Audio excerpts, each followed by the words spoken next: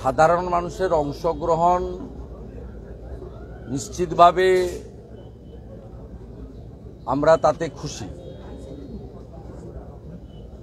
কিন্তু যদি বলেন ত্রুটিমুক্ত নির্বাচন, আমি বলবো ত্রুটিযুক্ত নির্বাচন হয়েছে। কিন্তু যে কায়দায় পঞ্চায়েতের নির্বাচন বা বিগত নির্বাচনগুলো রাজ্য প্রশাসন করেছেন সে কায়দাতে করতে পারেনি। মোরলেস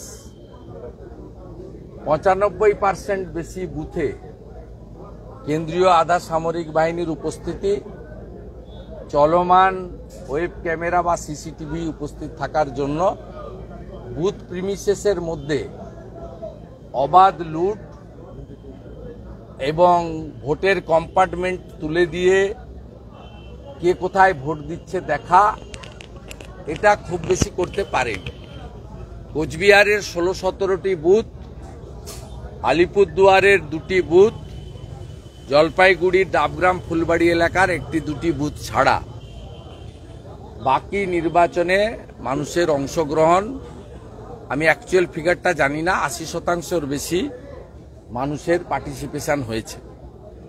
যে বুথগুলোতে এজেন্টদের মেরে বের করে দিয়েছে বা এজেন্ট দিতে দেয়নি, সেই বুথগুলোতে কিছু মৃত ভোটার এবং কিছু ভোটারকে হাতে কালি লাগিয়ে ফিরিয়ে দিয়ে প্রক্সি ভোট, এক শ্রেণীর একটা ছোট অংশের ইলেকশন অফিসারদের সাহায্যে, পোলিং পার্টির সাহায্যে কোথাও কোথাও করেছে।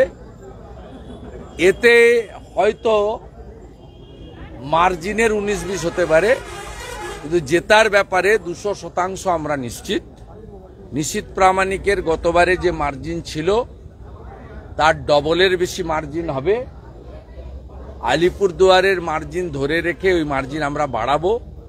জলপাইগুড়ির ক্ষেত্রেও অত্যন্ত ভালো ব্যবধানে ভারতীয় জনতা পার্টি জিতবে।